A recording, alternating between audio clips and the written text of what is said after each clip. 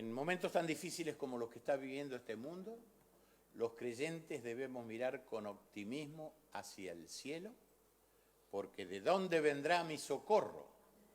Mi socorro viene de Jehová, que hizo los cielos y la tierra. Estamos considerando el libro de Daniel, en la medida que el Señor nos lo permita. La vez pasada hicimos el capítulo 1 y habíamos dicho que el libro de Daniel es un libro intenso, no muchos capítulos, pero muy profundos en su mensaje. Es un libro que tiene mucha simbología y tiene mucha profecía. Es un libro que tiene mensaje desde el capítulo 1, que tiene que ver con Daniel, del 2 al 7 tiene que ver con las naciones gentiles, tiene que ver con el tiempo de los gentiles, que el Señor citara, el Señor Jesucristo, el tiempo de los gentiles, y luego del capítulo 8 hasta el 12 tiene que ver con la nación de Israel. Como ven, el libro se divide con el pueblo de Israel y con las naciones paganas. Lo que vamos a entender en este libro, primero, el valor, la capacidad, el coraje y el arrojo de Daniel. Un hombre de apenas 20 años, cuando se enfrenta cara a cara con el rey para decirle lo que le dijo. Y vamos a ver algo más, de que a él no le temblaron las piernas. Y estaba ante el soberano de la tierra, porque Nabucodonosor llegó a ser el primer soberano de la tierra. Fue el que llevó a cabo el primer imperio, el imperio que más abarcó en ese momento en la tierra conocida.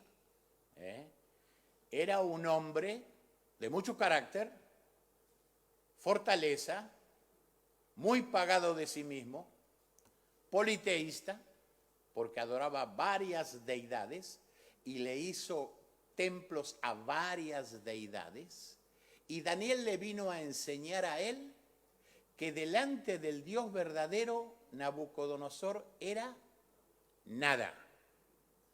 Alguien dijo nadie, respeto esa opinión, pero nada significa menos que nadie. Significa eso. Vamos a orar entonces y que el Señor nos ayude. Abran sus Biblias, lo van a ver ahí en adelante, ese es el título. Oremos. Padre Celestial, te damos gracias por tener esta oportunidad de abrir tu palabra. Te pedimos que nos abras a todos el entendimiento, Padre, para que no salgamos de aquí con dudas. Que tomemos tu palabra, tu consejo y tu información y que digamos amén a ella, Señor. Ayúdanos, bendícenos en el santo y bendito nombre del Señor Jesús. Amén. El sueño revelado a Nabucodonosor, imperios mundiales, segunda parte de Daniel 2. Vamos a salir del capítulo 2, el versículo 26.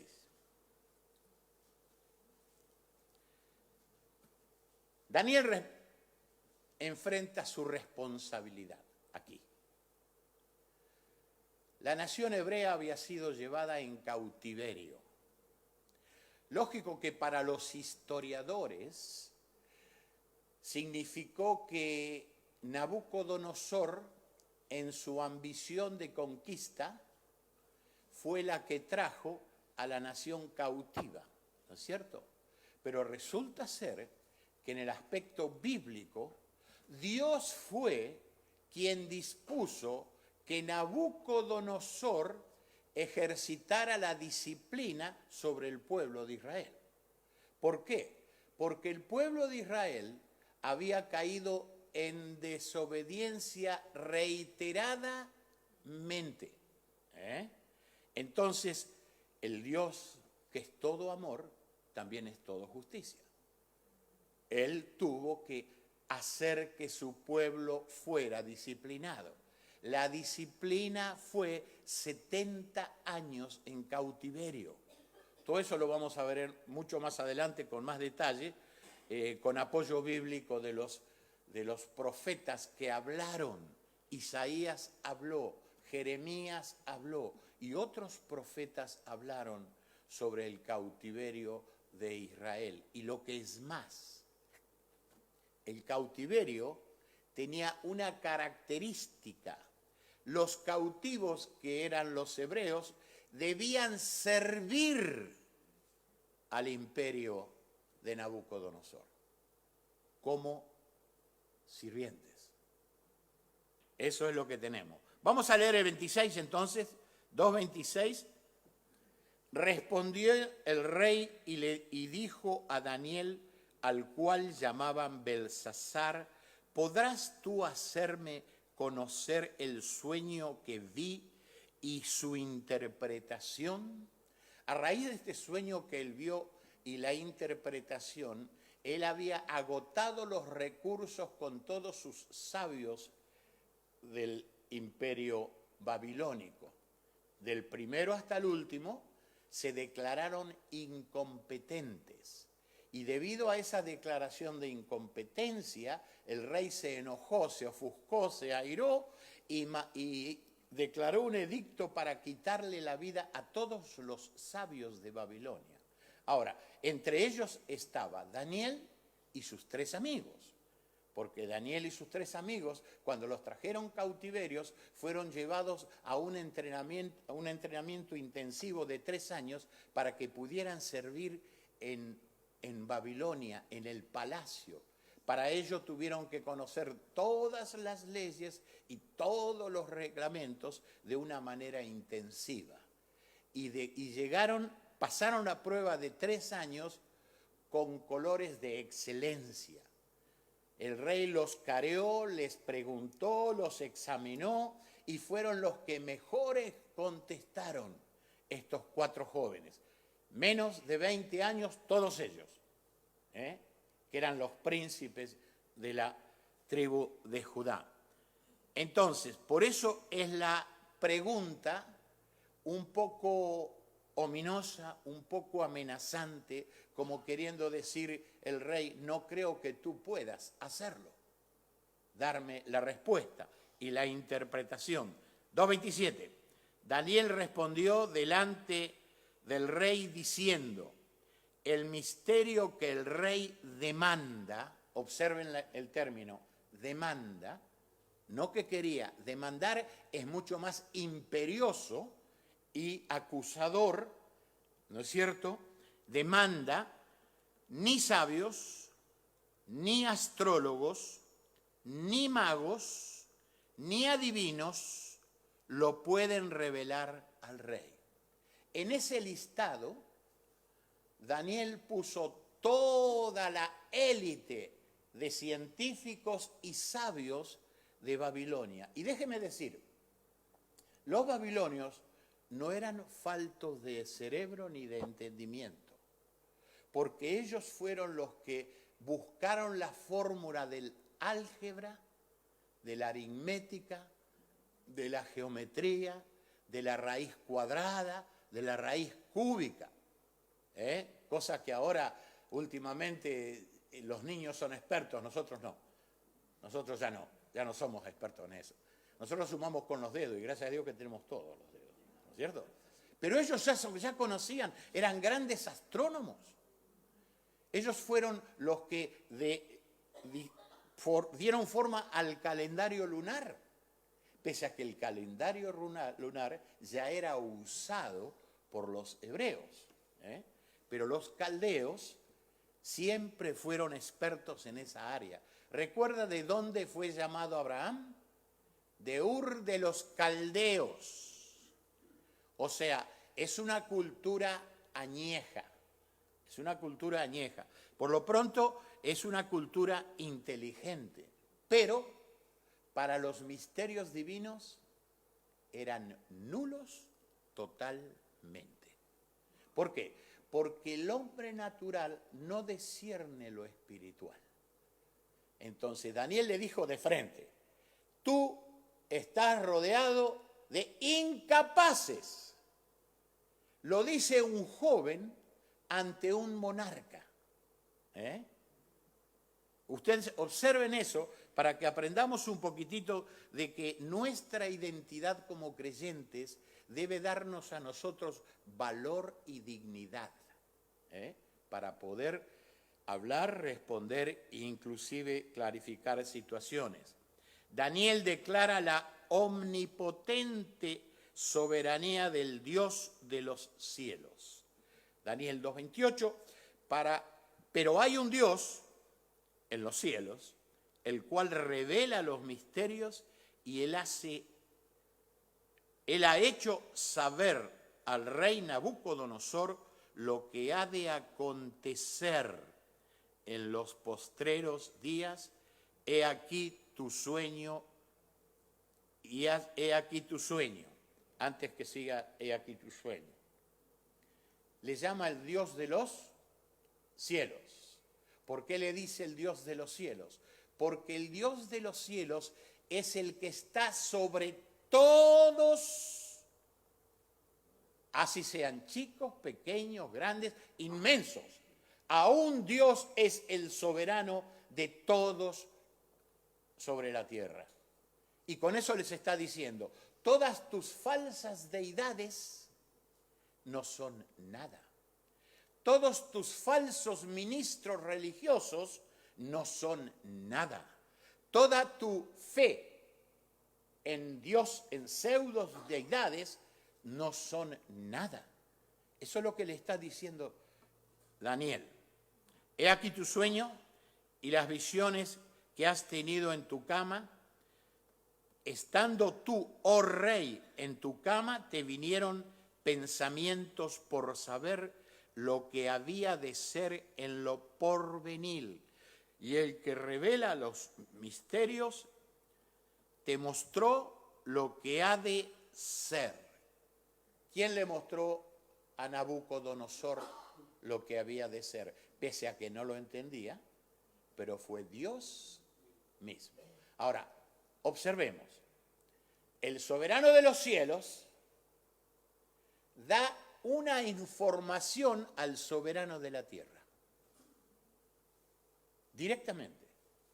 Fue Dios mismo es quien inquietó a Nabucodonosor con este sueño. Cuando dice sueños puede haber sido repetidas veces el mismo sueño o todos los sueños centrados en una misma idea.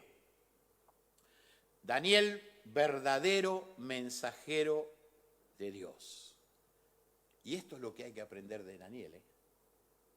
Es maravilloso la forma que este hombre se ubica en el plan divino. Versículo 30. Y a mí me ha sido revelado este misterio, no porque en mí haya más sabiduría que en todos los vivientes, sino para que se dé a conocer al rey la interpretación y para que entiendas los pensamientos de tu corazón. No hay muchos siervos así. No hay muchos siervos así. Y ese es un siervo jovencito. No tenía mucha experiencia. Quizás no de años, pero sí de la comunión con el Dios vivo y verdadero. Lo primero que hizo fue darle la gloria, la honra y la excelencia al Dios de los cielos. ¿Lo hacemos nosotros? A veces sí, a veces no. Para vergüenza nuestra lo digo, porque honestamente cuando vemos, esto fue real, hermanos. No es una historia que estamos contando para tener un servicio más. Esto fue real, así sucedió. Y esa fue la manera en que este hombre, Daniel, este joven, se puso delante del soberano de la tierra. La imagen de terrible aspecto 31. Tú, oh rey, veías, y aquí una gran imagen, esta imagen que era muy grande y cuya gloria era muy sublime. Observemos eso, muy sublime. No era una pequeña imagen, sino que era una imagen esplendorosa, ¿no es cierto? Y después dice, estaba en pie delante de ti y su aspecto era terrible. Déjeme decir que eso de terrible no es de acuerdo a lo que dice Daniel en sí, sino de acuerdo a lo que Nabucodonosor vio en esa imagen. La vio como terrible. El mismo soberano de la tierra, dueño de ejércitos, de vidas y haciendas, le pareció terrible. Daniel describe la imagen. La cabeza de esta imagen era de oro fino. Observen, oro fino, o sea, oro refinado el mejor. Su pecho y sus brazos de plata, su vientre y sus muslos de bronce. 33. Sus piernas de hierro, sus pies en parte de hierro y en parte de barro cocido. La piedra cortada es Cristo cuando establezca el imperio divino. En el versículo próximo encontramos la piedra. Este es cuando el Señor establezca el reino milenial. ¿Saben que hay creyentes que no creen en eso? Y saben que se van a ser sorprendidos.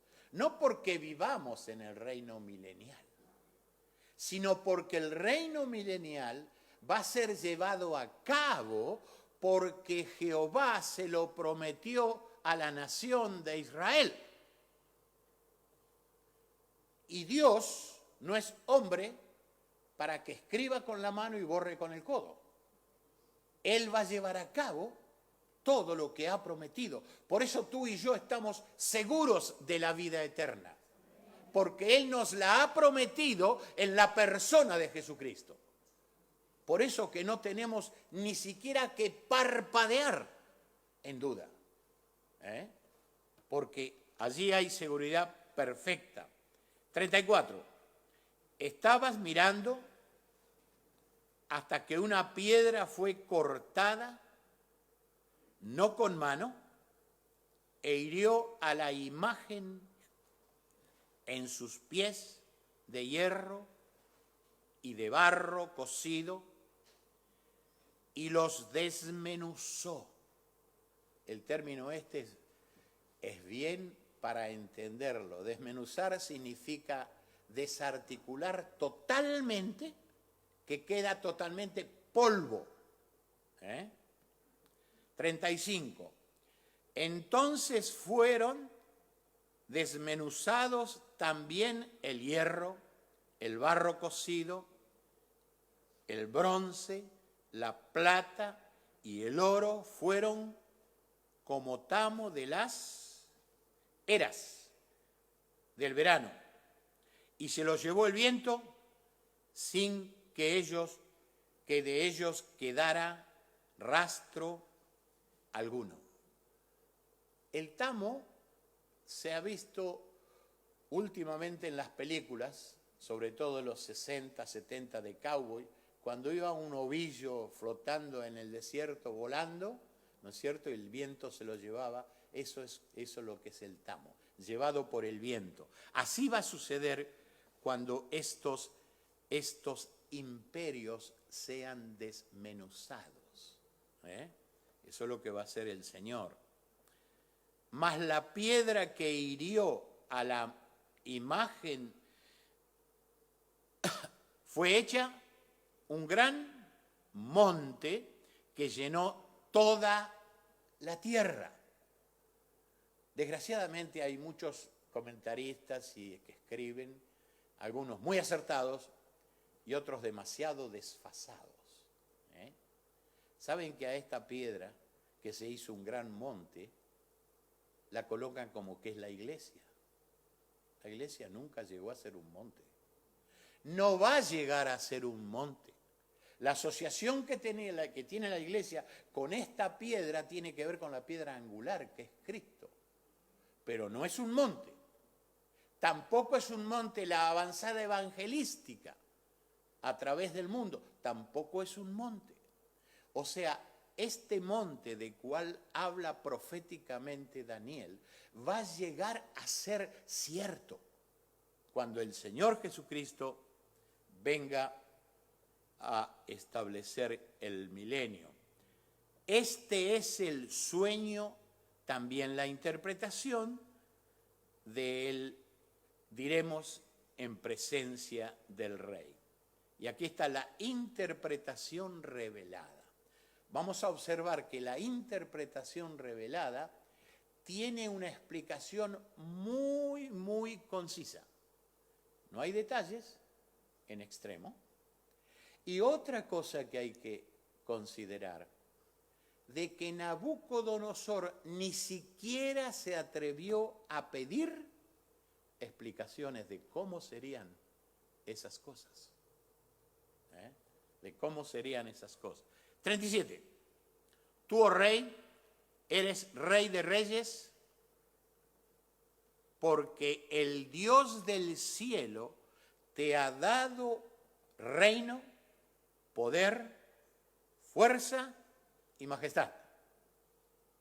A todo esto, cuando la declaración de Daniel se formula en esa forma, de esa manera tan categórica, pienso que Nabucodonosor se tiene que haber estremecido, porque Nabucodonosor creía en sí mismo que él había logrado esas conquistas por su capacidad como estratega, como ejército valiente, como osado.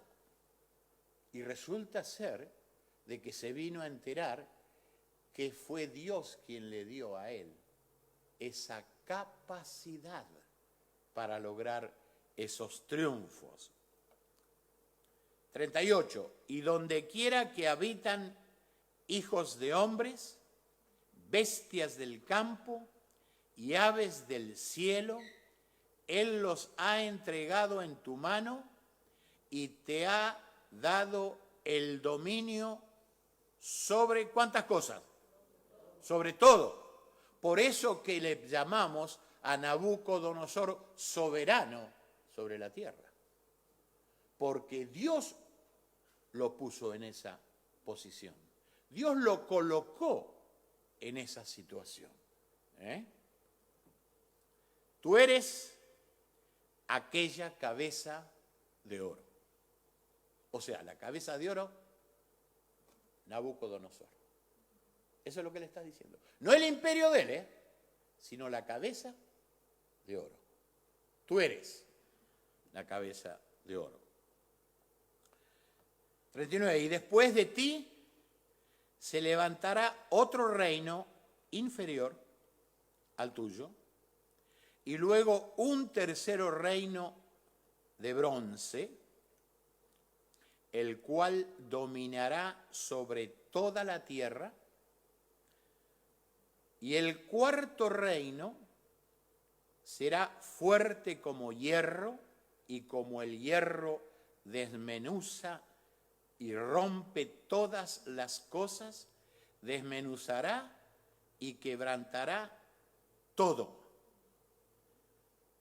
Y lo que viste de los pies y los dedos en parte de barro cocido, de alfarero y en parte de hierro, será un reino dividido, mas habrá en él algo de la fuerza del hierro, así como viste hierro mezclado con barro cocido.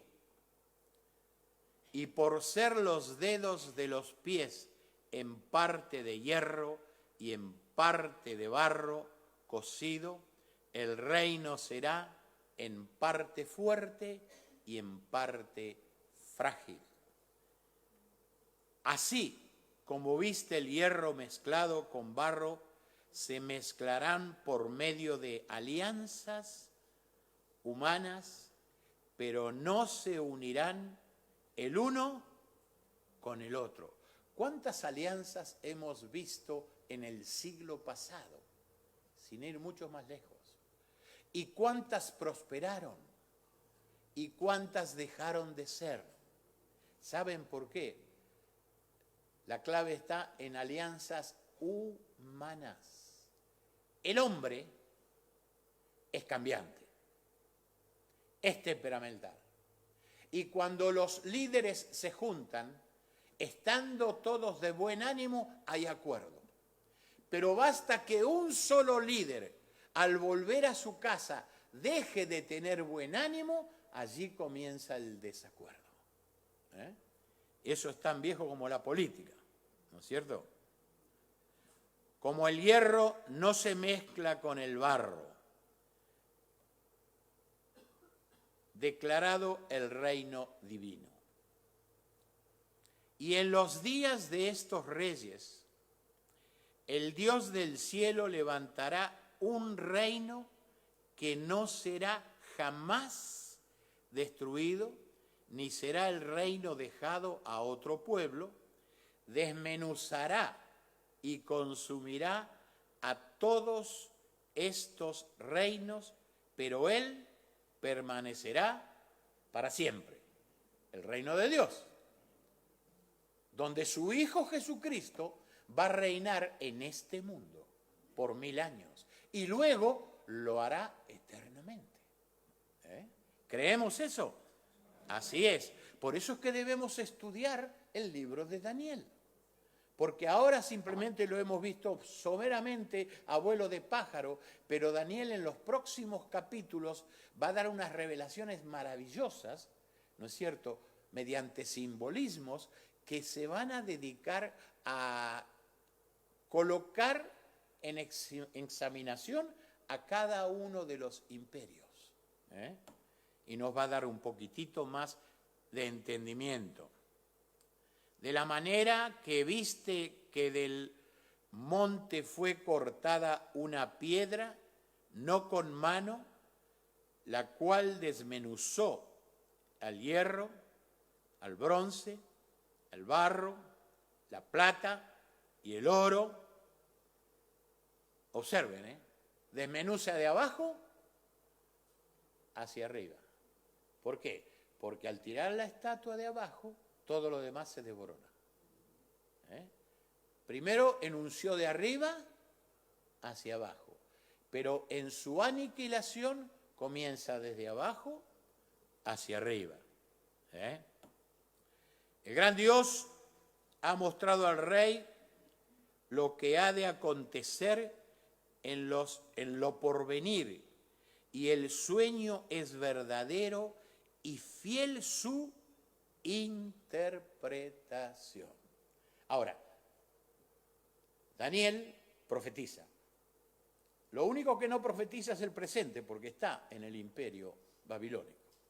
Pero todo lo demás es futuro.